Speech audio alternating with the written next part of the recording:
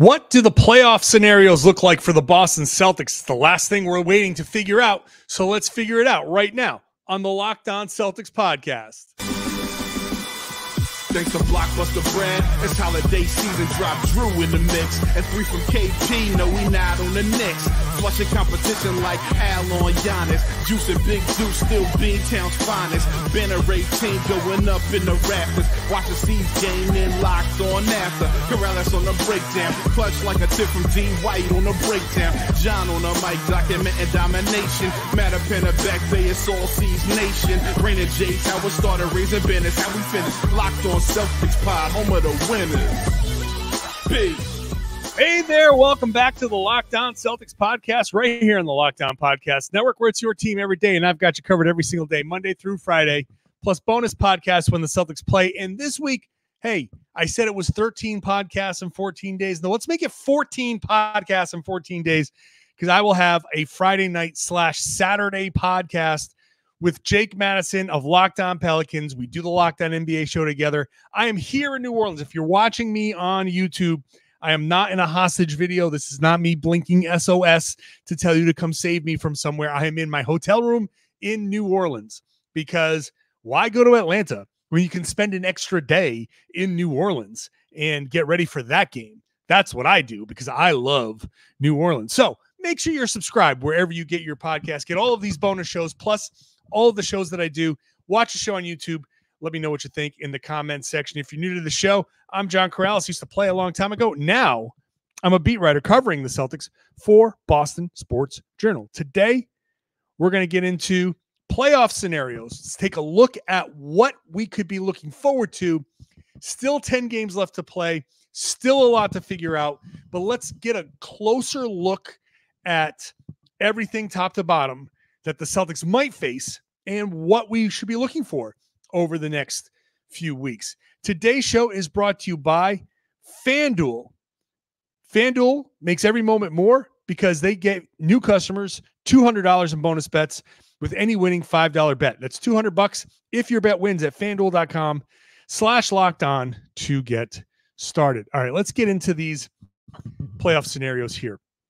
So the way the standings look, and if you go to playoffstatus.com, it's a great little resource. It gives you the odds of all the spots. What you see is kind of what you should expect. Boston, Milwaukee, Cleveland, New York, Orlando, Indiana 6th. So that's your top 6. That's your playoff at this point. And according to the odds, these could change. Very easily could change. But percentage-wise, this is what it looks like according to playoffstatus.com. Boston, Milwaukee, 1-2. Cleveland, New York, Orlando, Indiana, 4 through 6. The play-in tournament right now looks like Miami, Philadelphia, and then Chicago, Atlanta. So that's where we're going to focus our attention right now, because the Miami, Philadelphia, Chicago, Atlanta, those two matchups are pretty set. Miami could potentially climb out of the play-in. Philly theoretically could too. So here's the scenario. Indiana is 16.5 games out of first. A game and a half behind them is Miami. Miami lost to the Golden State Warriors the other night.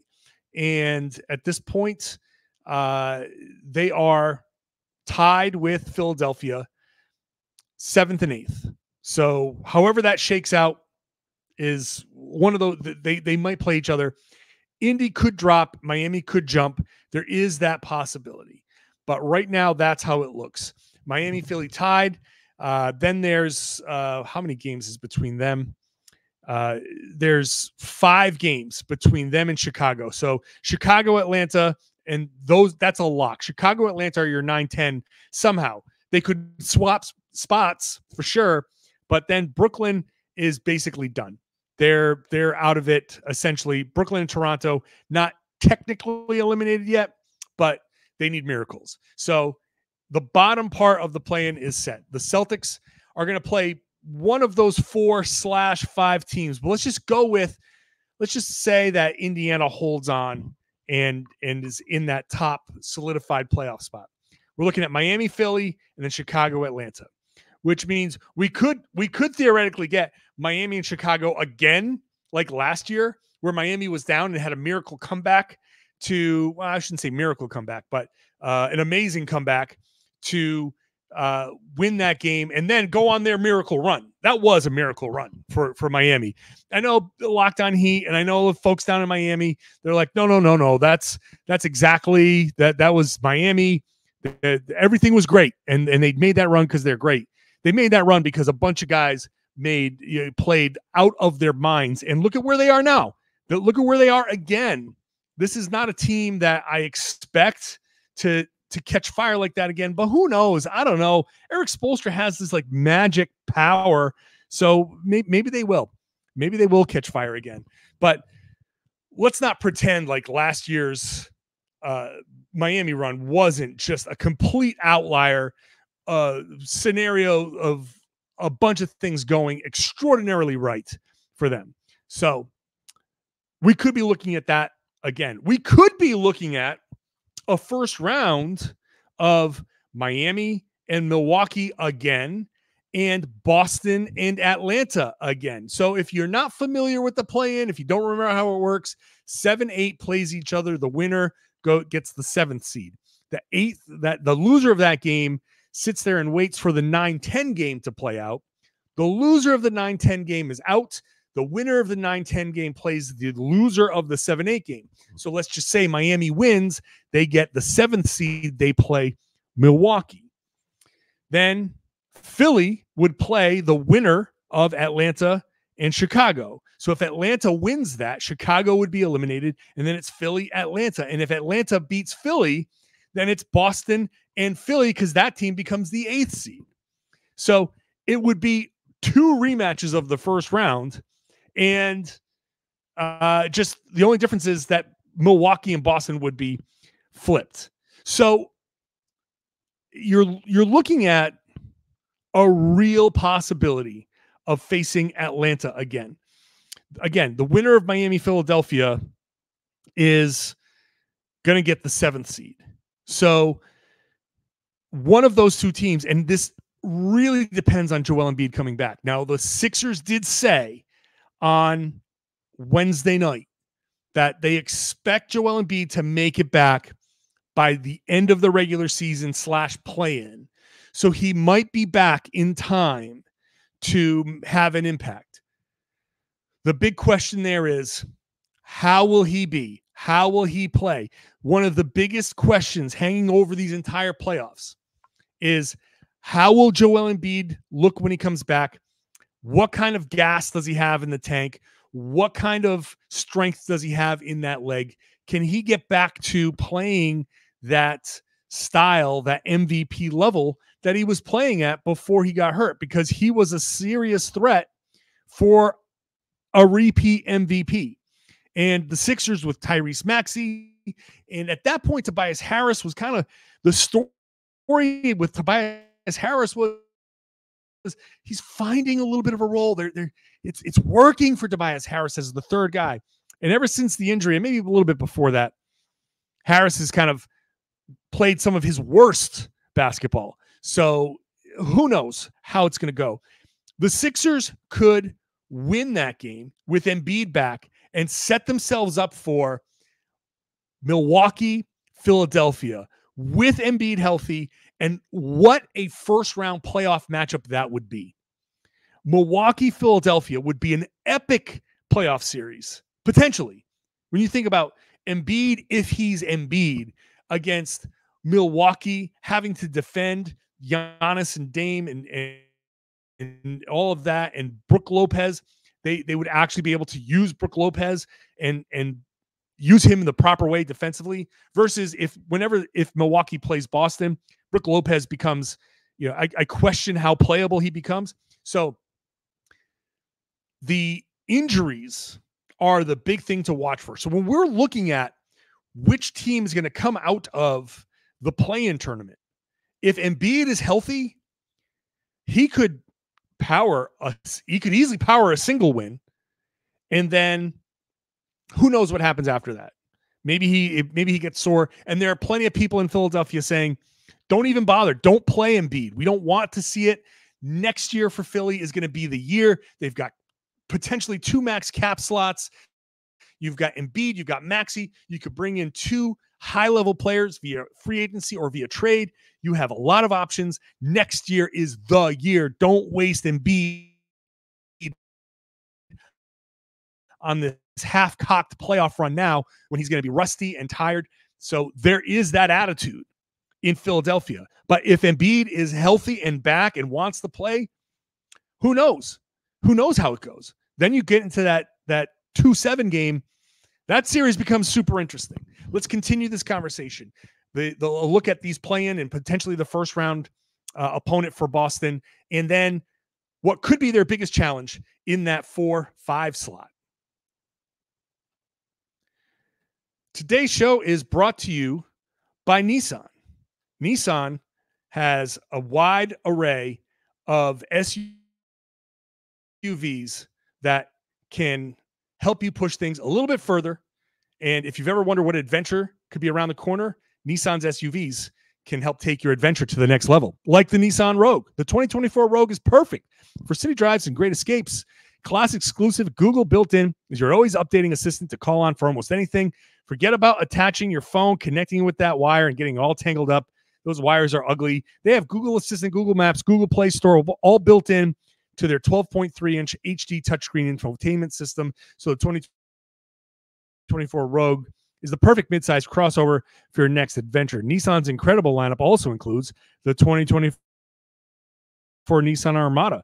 That will change what you expect from a full-size SUV. Picture it, a rugged 4x4 that can seat up to 8 in first-class luxury and style. Tow bigger, explore further in the 2024 Armada. Take the Nissan Rogue, Nissan Pathfinder, or Nissan Armada and go find your next big adventure. Shop NissanUSA.com. Today's show is also brought to you by Amazon Fire TV. Fire TV is your destination for sports, live games, highlights, in-depth analysis. Fire TV offers you this amazing viewing experience with their incredible smart TVs. Plus, you already like your TV? Fine. Get the Fire TV stick. You plug it into your existing TV. You get millions of movies, TV shows, free and live TV. So whatever sports you want, MLB opening weekend, March Madness, you're going to want to have a Fire TV. They've recently created Fire TV channels to deliver a constant supply of the latest videos from your favorite sports brands, all for free. That includes us here at the Locked On Podcast Network. You can watch us on the Locked On Fire TV. On the Fire TV and the Fire TV stick. So go check it out. Get up to date, stay up to date on all the latest in the world of sports. Check out Fire TV channels on Fire TV and Alexa devices. If you haven't checked out Fire TV channels, you should. Trust me on this. Learn more at Amazon.com/LockedOnFireTV. Thank you for making Locked On Celtics your first listen every day. Go check out the Locked On Sports Today 24/7 free streaming channel on YouTube. Turn off ESPN and Fox Sports and all the yelling at each other fake argument shows. Get real sports talk streaming 24/7 on YouTube and for free on that Amazon Fire TV channels app, part of the Locked On Podcast Network. It's your team every day. You knew that already. All right, let's get into let's continue this conversation about the playoff scenarios. I'm not ruling out Philly. I'm not ruling out a run from Philly. That could be something that would really be a mind blower for me. But that could be a team that you have to be on the lookout for. Miami, I'm at the same time sick of Miami and don't want to bother with them, but also kind of want to have Miami just so the Celtics can dismiss the Heat and be done with them and put them out and have everybody just shut the hell up about Miami, because Boston is better than Miami. This isn't last year's team. This Miami Heat team is not last year's Heat team. This is a team that is struggling. Jimmy Butler keeps talking about this is the time. This is when we're going to turn it on, and you haven't turned it on at all. The Heat are struggling. What have they have lost 4 of their last they're 4-6 in their last 10. They're just look, they're 39-33. They're not great. They're okay. They're an okay team. So if it happens to be Miami, if it happens to be Chicago, if it happens to be Atlanta, bring them on. I don't care. The Celtics should dismiss those teams in 5 or 6 games, should not be an issue. The 4-5 game could potentially be interesting. So 1 plays 8, 2 plays 7, 3, 6, 4, 5. That's how it goes. The Celtics, after they beat the 8th seed, play the winner of the 4-5 matchup, which could be one of 3 teams: Cleveland, New York, and Orlando. And according to playoffstatus.com, New York and Orlando are these teams are expected to hold their spots. Cleveland has a let's look at their remaining schedule. It's a relatively easy. Well, hold on. The Cavaliers, I've completely lost it. Here we go. When it comes to remaining schedule, 48% winning percentage for the Cavs. So, like I was saying, relatively easy. Remaining games, they have some tough ones against Denver, the Clippers, Phoenix. Is that tough? Indy, Lakers, Sixers. They also have Charlotte, Memphis, and Utah. So they have some tough games in there, but not too bad. New York has some tough games. Boston, OKC, Milwaukee, Sacramento, Miami. Also games against San Antonio, Toronto, Brooklyn, and Chicago. They have 3 games left against Chicago? Really? Jeez. So New York has a tough remaining schedule. The Orlando Magic, not quite as tough. They have 2 games against Milwaukee. They got the Clippers, New Orleans, the Sixers, Warriors, Rockets, who are tough right now. They also have Charlotte, Portland, Memphis, and Chicago. So all within reason. So I don't think any one particular team faces a much tougher road than the other. So if form holds, we're looking at Boston at facing New York or Orlando. Now, I'm not very trusting that Orlando is going to make it. I don't think they are ready because they're young. They have great talent. And if they win, sure, that I'm not saying that I don't expect them or I would be surprised if they win. They're 42-29 right now. They're good. They've got good talent. But for a team that hasn't been there, I'm curious to see how tough they will be in the playoffs. But they have given Boston some problems, right? Orlando, with their size, their physicality, has given Boston some problems. New York, if they're fully healthy, they're getting Mitchell Robinson back. They're getting they could get Julius Randle back. They're getting OG Anunoby. I think he'll be back by then. If they can all stay healthy, that team could be Boston's biggest challenge. I'd go so far as to say, as the way things are shaping up right now, second round of the Eastern Conference playoffs will be the toughest matchup until the Celtics get to the finals and face presumably the Denver Nuggets. I mean, I'm assuming the Celtics will get there. So all of this is to say there's the obvious caveat that they can potentially lose these games. I expect them to win. So I'm speaking about it in terms of them winning. Obviously they can lose, but Orlando with their size and their physicality, New York with their physicality, they've proven to be a challenge for Boston. Jalen Brunson has balls. Julius Randle is tough. And lefties are always extra tough. And Anunoby provides a defensive guy that can bother at least one of the Jays. With Robinson back, they have a rim protector, and that rim protector always kind of mucks things up against Boston. And you'll see a lot of. I would not be surprised if we get to Celtics and Knicks. I wouldn't be surprised if we see a lot of sitting on kickouts to the corner 3, which is going to be, I think, a defense that gets played against Boston, where you funnel them into the middle of the defense, knowing that Mitchell Robinson's going to be there, and try to get the Celtics to kick out to the corner and try to do the kick, swing, and sit on that pass.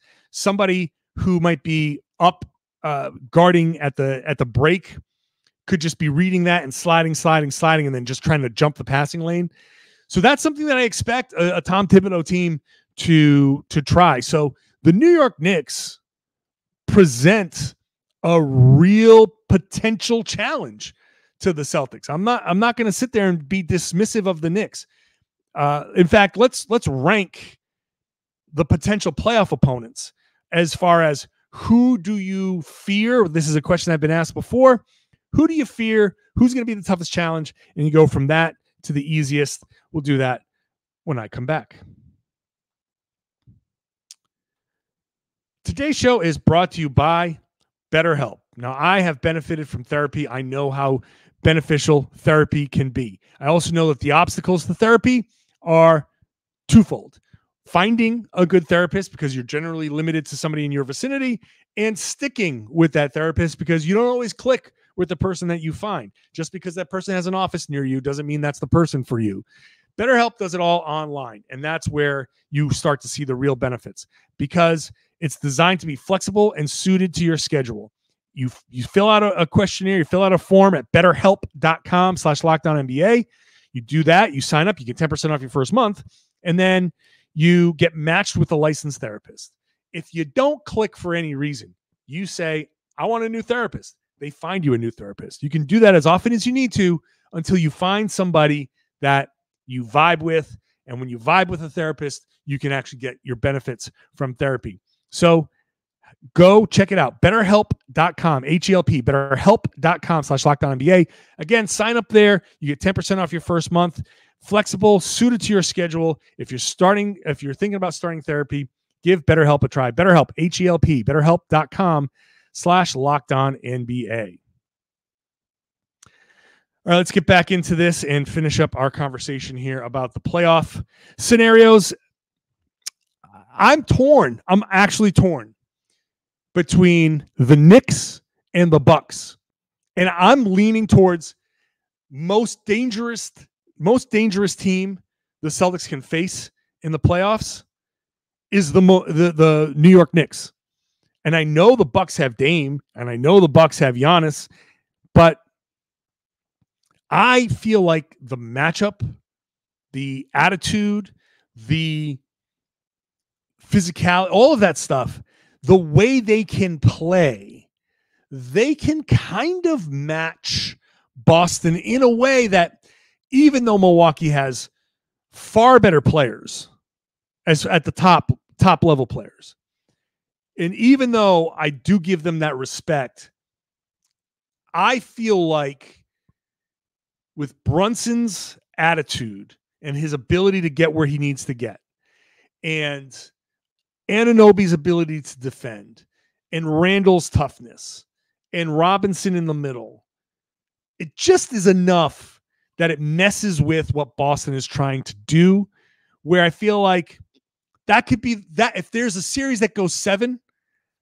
that would be the series. Boston, New York. If there's a series that goes 7, and again, I'm on record as saying, I don't think Boston goes 7 in any series in the playoffs, including the NBA Finals.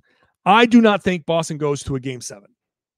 But if I'm wrong, I'm picking the New York Knicks to be the team that would take Boston to a game 7.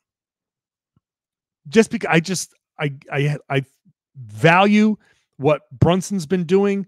He's just a dog. I value the matchups. I think Anunoby has changed so much. So that's my pick. Milwaukee's obviously right there, 1 in 1A as far as potential opponents.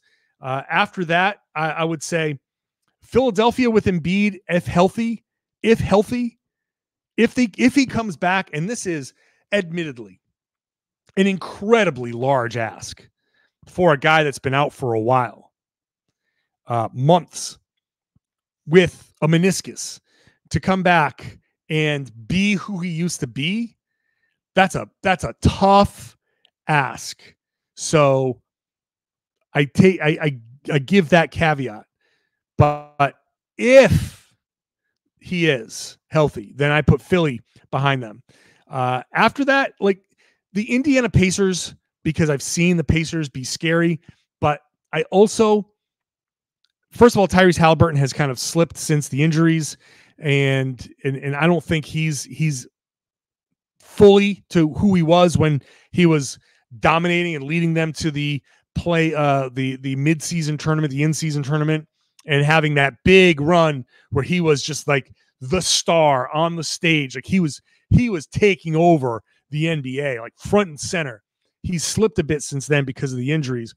So I don't fear the Pacers quite like, and they don't have the playoff level defense to scare me, but and the Celtics wouldn't face them until the conference finals anyway, because they are right now, at least in this configuration, they would be in the 3-6. They would play the winner of theoretically Milwaukee and Miami. So if they would have to get past the Cavaliers, who would be dangerous as well. But I don't know. You let me know in the comments and tell me if I'm wrong. Am I overvaluing the New York Knicks? Am I kind of buying too much into that? I don't think I am.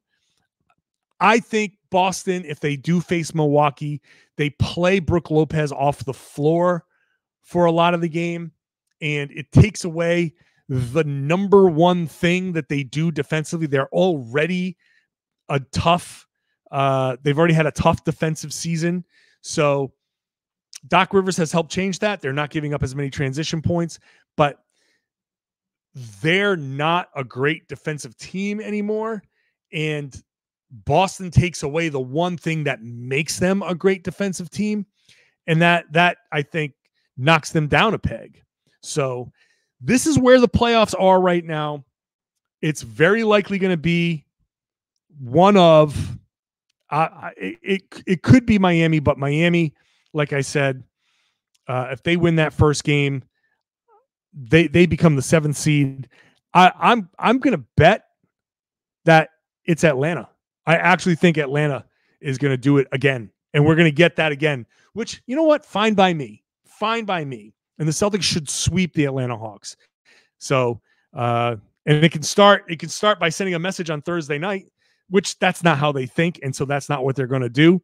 But also considering I don't know, I'm going to call it a little bit of an embarrassment after blowing that 30-point lead and having to answer all those questions.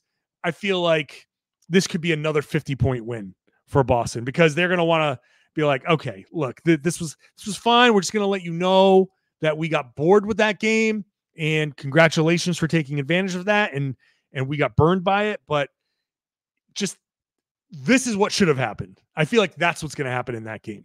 So we'll see how that goes. But my guess, Atlanta first round, and then New York second round, and then Milwaukee in the third round. That's my guess, looking at how things are going, how things are lined up. Still 10 games left to play, and things are still tight with only a game and a half separating 3 through 5. And then the 6, 7, 8 is separated by a game and a half. So there could be some maneuvering there. So we'll see. We'll revisit later whenever that gets sorted out. But that's an early look at what the playoff scenario is. Let me know in the comment section what you think. Who do you want to play? Who do you want to see? Am I right? Am I wrong when it comes to this stuff? Let me know. And I would love it if you shared the podcast. Spread the word. Tell your friends. Tell everybody they should be listening to and watching the Locked On Celtics podcast right here on the Locked On Podcast Network. It's your team every day.